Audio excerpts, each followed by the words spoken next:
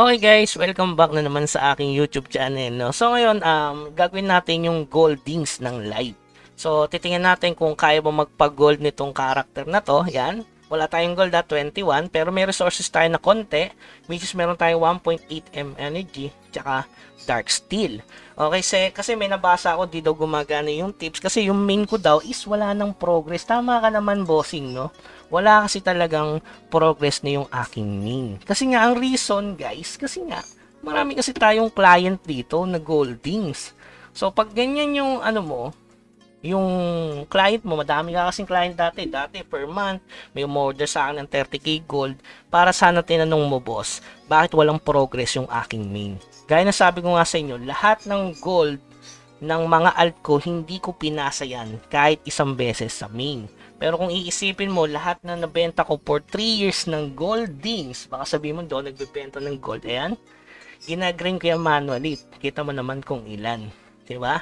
So, tinanong mo kung ilang gold na ba yung nag-grind. Yung etong tips kasi guys, is tungkol sa goldings. Paano tayo makaka-earn? Kaya nga naglaro tayo ng Nightcross kasi dito, palduhan talaga, no, sa Nightcross.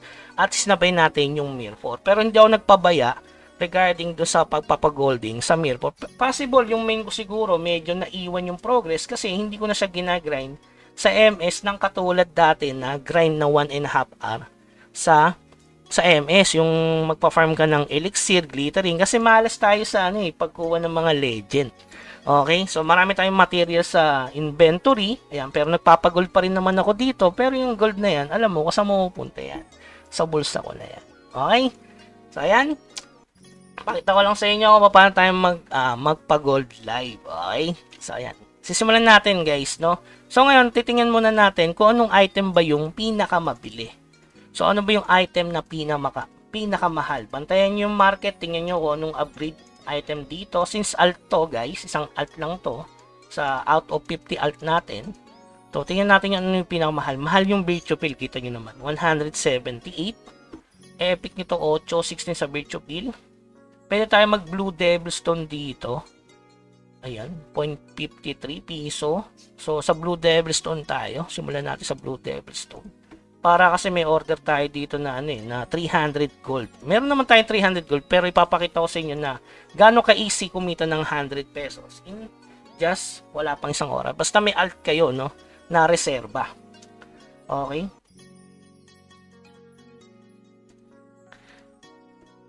So, ayan, at least napaliwanag ko sa inyo, guys, ha. Baka sabihin nyo kasi, ba't nga ba lang walang progress yung main ko? Guys, hindi na kasi ako Hindi na ako, tawag doon, lalakas ka naman pag tumalpa ka talaga So, sila na bahala doon. Basta ako, lumakas sila, okay na sila, di ba? Kung bilhin nila lahat ng gold ko, okay lang yun. At least sila lumakas, ako umaldo, di ba? Okay, so ito, papakita ko sa inyo guys, kung paano.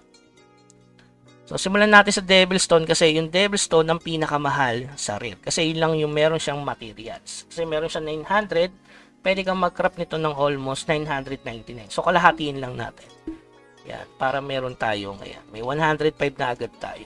So, ibig sabihin, may 33 gold na agad tayo. So, kailangan lang natin ng 300 para sa 100. So, sama na natin yun dito. Yan. So, titingnan nyo kung ano yung materials na available sa storage nyo. Gumagawa lang ako ng gold kapag may order. Yan. So, alam nyo na po paano ginagawang transaction. So, 107 times 33. Yan, 35. Oh. Meron tayo 35 gold. So, 270 gold na lang. So, since may halaman tayo dito, benta na natin to, 2.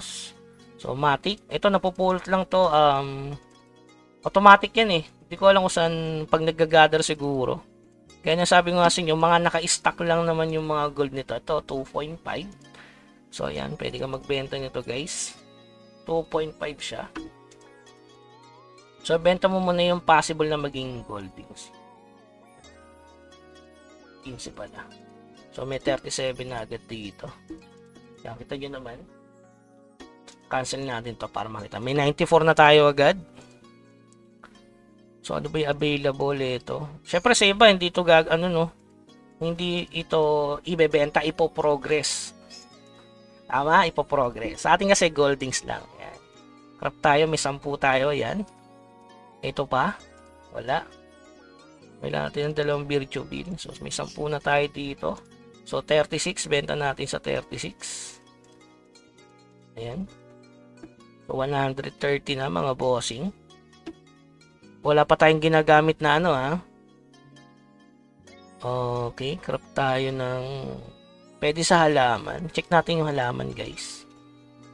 Meron tayong stock ng halaman. Ito guys, pwede nyo i-legend kasi bubuo naman din kayo ng legend eh. Halimbawa gusto nyo may semi-progress, ayan. Pwede kayong mag-craft ng papuntang legend nito. May stock naman eh. Tsaka ito. Okay, craft natin. Ito papuntang legend. Pag ganito guys, huwag nyo gagawin to kapag main. Sa alt lang talaga, no? Kasi kapag hindi yan naging tradable, yari yung katulad niyan, hindi naging tradable, no? So, hindi siya magagamit pag medyo mahina pa yung constitution nyo. Tama? So, ayan. Mag-craft muna tayo nito.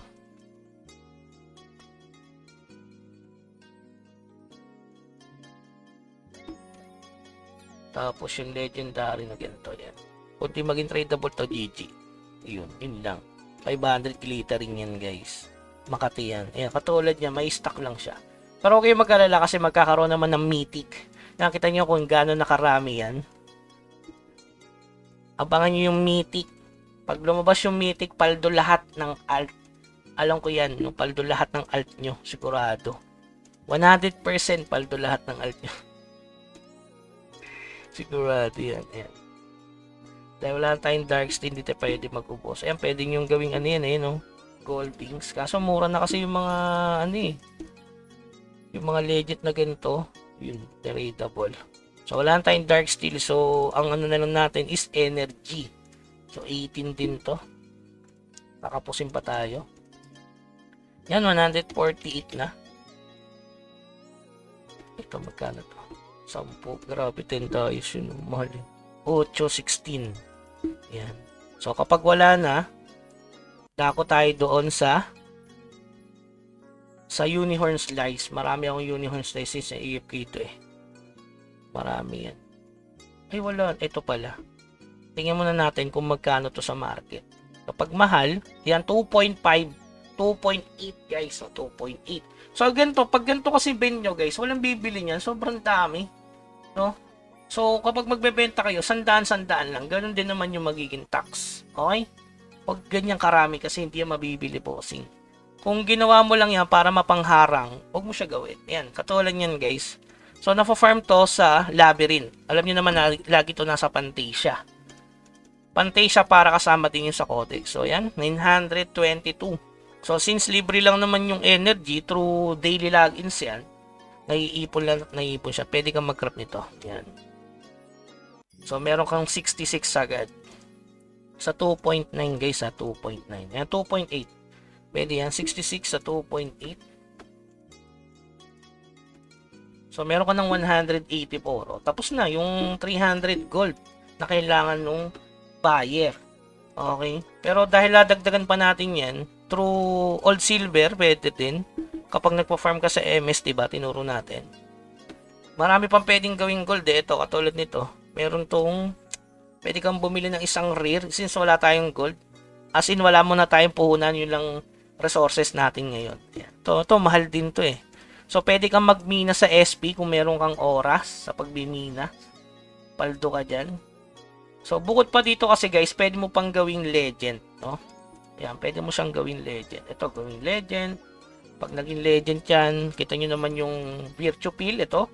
Pag yan, naging legend, paldo talaga ito. Unahin muna natin yung mga legend na ganito. Yan. Yun o, legend. Legend. Kaya dapat laging nag-grind yung mga alt nyo. So, kasi ako guys, kasi dinaan ko sa dami ng karakter. Hindi sa isang karakter lang nakapokus. Ang reason para magbenta. Kaya ngayon 2K per day, possible yun. Nasa sa inyo yun guys. Kung gagawin mo or hindi. Check nyo muna kung magkano price ito. Baka mamaya, dos lang. Mahal sa energy to. Yan, dos nga lang. Wag nyo na siyang, you know, huwag niyo siyang gawin. Kasi, doble yung ano yun eh. Kung i-compare dito kasi guys, 2.5. Pagdating dito kasi, 12k na siya. Pero pag, halimbawa, emergency, pwede nyo mag-craft ng 100 muna. Ayan, 86. 1 million agad oh. wag na guys, kasi kapag hindi yan naging tradable, lugi ka pa dyan. Okay? So, huwag yung gawin sa Legend, sa Epic lang guys, sa Epic. Pero ito, gawin nyo guys. Sobrang solid ito pag naging tradable. Naku, hindi naging tradable. Pero okay na yan, at least na-meet natin yung kailangan lang ni buyer. So, halimbawa, bibili ka ulit ng gold, gamitin ko naman yung another alt ko sa inyo. Yan. Marami kasi tayong reserbang alt na maraming resources.